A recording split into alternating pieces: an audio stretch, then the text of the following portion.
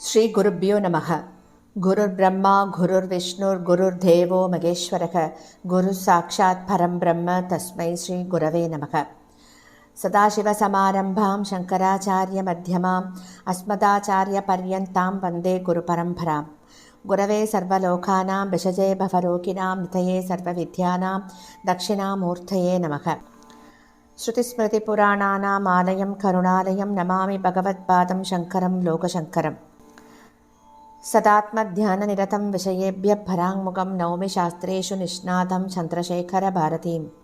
विवेकिनं मगाप्रज्ञं धैर्यौधार्यक्षमानिधिं सदा अभिनवपूर्वं तं विद्यातीर्थगुरुं भजे.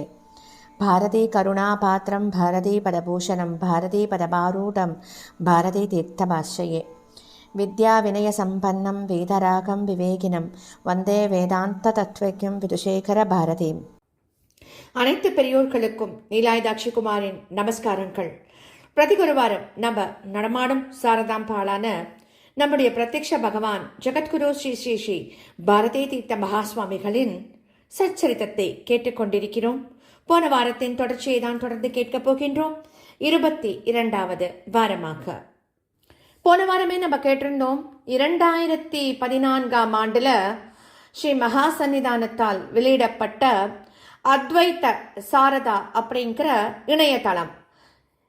இந்த இணையதளத்துல ஸ்ரீ ஆதிசங்கரின் படைப்புகள், அவற்றின் உரைகள், இவை அனைத்தையும் அனைவரும் படிக்க மற்றும் ஆராய்ச்சி செய்ய ஒரு சௌகரியமான ஒரு இணையதளமாக ஆச்சாரியால் இதை ஏற்படுத்தி இருக்கா அப்படிங்கறத கேட்டோம். அது மட்டும் இல்லாம உபனிஷத்துக்களின் முக்கிய வாக்கியங்களுக்கான இணைப்பு குறிப்புகளும் சொல்வழி தேடல் வசதியும் இதில் அமைஞ்சிருக்கு அப்படிங்கிறது ஒரு பெரிய விஷயம்.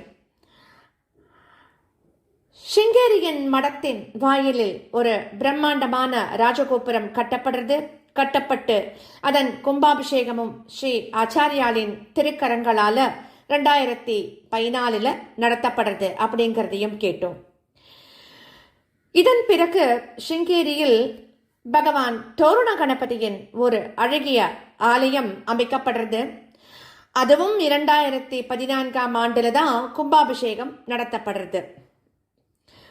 சிங்கேரியில் பக்தர்களின் வசதிக்காக ஸ்ரீ சாரதா கிருபா, யாத்ரி நிவாஸ், பாரதி தீர்த்த கிருபா அப்படிங்கிற 3 பெரிய விடுதிகளை, தங்கும் விடுதிகளை, அங்கு செல்லும் துறவிகள் தங்குவதற்காக, அதாவது யாத்ரி நிவாஸ், பாரதி தீர்த்த கிருபா, ஸ்ரீ சாரதா கிருபாலாம் நம்மள மாதிரி பக்தர்கள்லாம் தங்குவதற்கான மிகப்பெரிய விடுதிகளையும், மற்றும் அங்கு துறவிகள்லாம் தங்குறா இல்லையா, அவளுக்காக தபஸ்வி குட்டீரம் அப்படிங்கிற கட்டிடத்தையும், அது மட்டும் இல்லாம முதியோர்கள்லாம் அவர்களுக்கான ஒரு விடுதியையும் ஆச்சாரியால் திறந்து வைக்கிறார். சிங்கேரி, காலடி, பெங்களூர், புதுதில்லி, மும்பை, சென்னை மற்றும் பல்வேறு இடங்கள்ல கல்வி நிறுவனங்கள் மற்றும் ஆராய்ச்சி மையங்கள் சிங்கேரி மடத்தால் நிறுவப்படுறது. அது மட்டும் இல்லாம பல்வேறு இடங்கள்ல வேத பாடசாலைகளும் நிறுவப்படுறது. சிங்கேரியில் தம்முடைய குருநாதரால் நிறுவப்பட்டு வளர்க்கப்பட்ட சாரதா தன்வந்தரி இலவச மருத்துவமனையை ஸ்ரீ மகா சன்னிதானம் ரொம்பவும் கவனத்தோட பராமரித்து வந்துருக்கார். புற்றுநோய் சிகிச்சைக்கான ஒரு மருத்துவமனை மற்றும் பன்முக சிகிச்சைக்கான ஒரு மருத்துவமனை ஆகியவை பெங்களூரில் நம்மடத்தோடு கூட்டு முயற்சியாக செயல்பட்டு வந்துருக்கு. பெங்களூருல ரங்கதுரை நினைவு மருத்துவமனை, அதே பெங்களூருல ஸ்ரீ சங்கரா புற்றுநோய் மருத்துவமனை மற்றும் ஆராய்ச்சி மையம் நடந்துருக்கு. பல்வேறு கிளை மடங்களும் தொண்டு நிறுவனங்களும் புதிதாக நிறைய துவக்கப்பட்டிருக்கு. ஏற்கனவே உள்ள கிளை மடங்கள்ல பல்வேறு முன்னேற்ற பணிகள்லாம் மேற்கொள்ளப்பட்டிருக்கு. மடத்தின் தொடர்போடு அமெரிக்கா மற்றும் கனடா நாடுகளிலும் ஆலயங்கள்லாம் நிறுவப்பட்டு அங்கு அமைந்துள்ள சன்னதிகளுக்கும் கும்பாபிஷேகம் எல்லாம் செய்யப்படுறது. 2015ஆம் ஆண்டு ஜனவரி மாதம் 4ஆம் தேதி அன்னைக்கு சிங்கேரியில் அருளுரை ஒன்றை கொடுக்கிறா ஆச்சாரியாள். அந்த அருளுரையில ஒரு அறிவிப்பை, ஒரு சந்தோஷமான ஒரு அறிவிப்பை ஆச்சாரியாள் வெளியிடுறார். என்ன அறிவிப்பு அதுன்னா, அன்னை சாரதாம்பாளின் ஆணைப்படி நான் பிரம்மச்சாரி வெங்கடேஸ்வர பிரசாத்தை இந்த பீடத்திற்கு என்னுடைய வாரிசாக தேர்வு செய்துள்ளேன் அப்படிங்கிற அறிவிப்பை ஆச்சாரியால் கொடுக்கிறார். இதை கேட்டதும் அனைவருக்கும் பரமானந்தம்.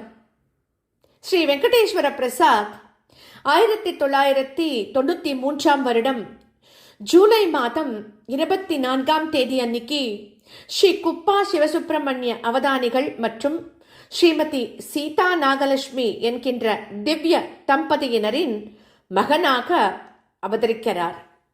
சிறு வயதிலேயே அவர் முழுமையாக கிருஷ்ண யஜுர்வேதத்தை அதன் பதபாடம் மற்றும் கிரமபாடம் ஆகியவற்றோடு தன்னுடைய பாட்டனார் மற்றும் தந்தையிடமிருந்து கற்றுக்கொண்டார்.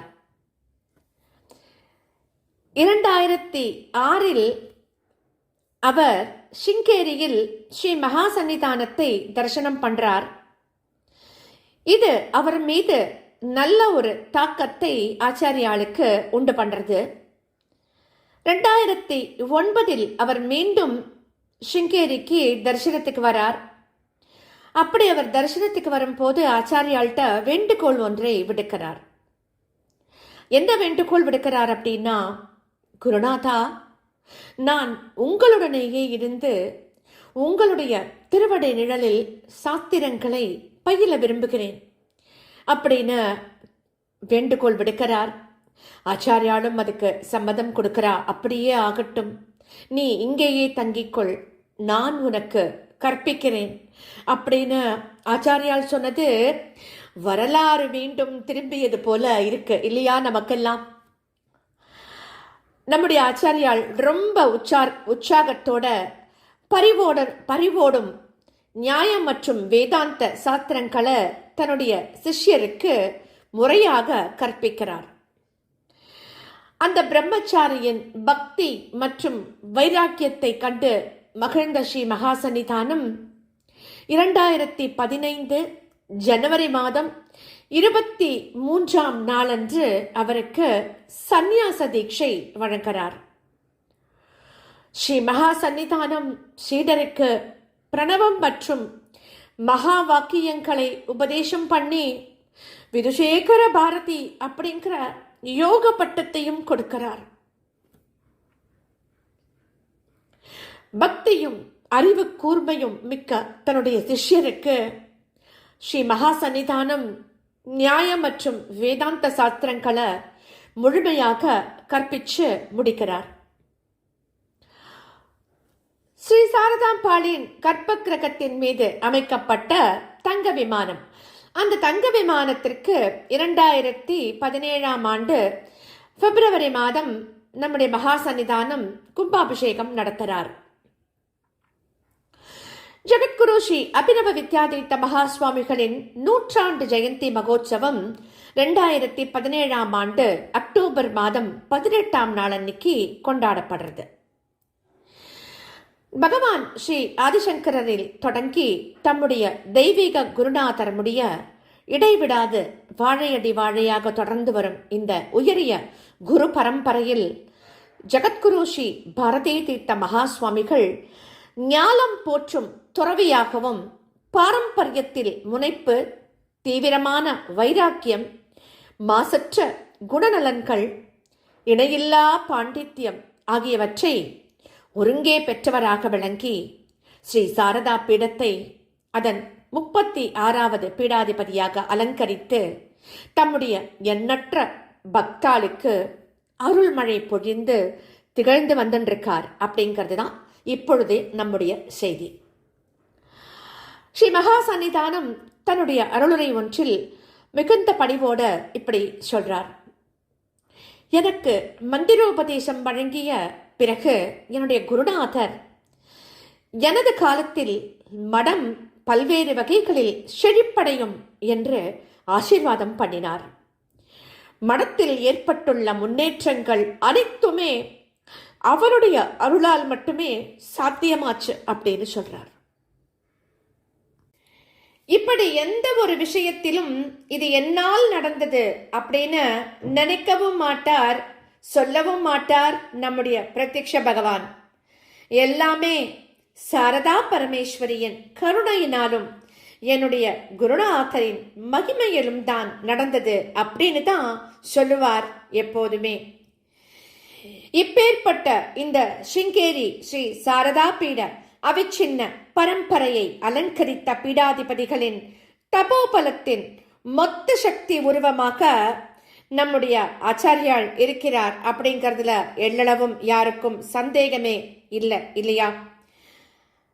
அதனால தான் அவர்கள் மனசுல சங்கல்பம் செய்து ஆரம்பிக்கின்ற அனைத்து காரியங்களும் அவர்களின் தபோபலத்தினாலும் அன்னை சரதாம்பாளின் பரிபூரண அனுக்கிரகத்தாலும் ரொம்ப சிறப்பா நிறைவேறுகிறது.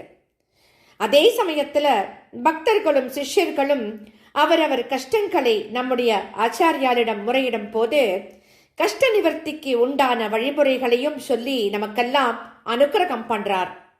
அதனை பக்தி சத்தையோட நாம செய்யும் போது அது பூரண பலனை நமக்கு கொடுக்கிறது, இல்லையா? ஆச்சாரியாரின் இன்னும் மற்ற மகிமைகளை பற்றி நாம அடுத்த வாரம் தொடர்ந்து கேட்கலாம். குரு மகிமைகளை நாம அடுத்த வாரம் தொடர்ந்து கேட்கலாம். ஸ்ரீ சத்குரு பாகி பாகி, ஸ்ரீ சத்குருநாதா சரணம் சரணம் சரணம் சரணம்.